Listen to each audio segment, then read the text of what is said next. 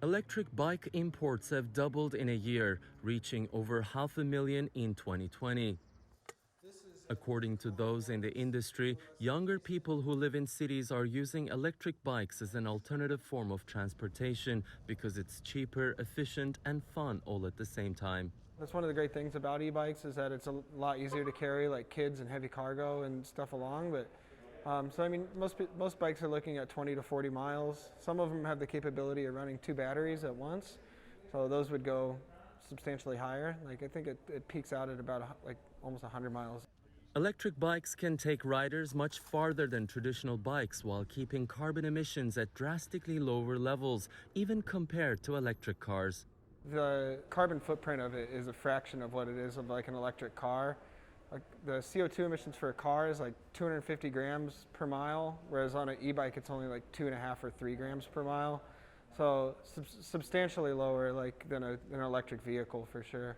Environmental groups argue that e-bikes could be a game changer in the fight against climate change, and they're putting their weight behind a proposed bill in California that could make it cheaper for residents to buy e-bikes through rebates and subsidies, incentives that already exist for electric cars but not e-bikes.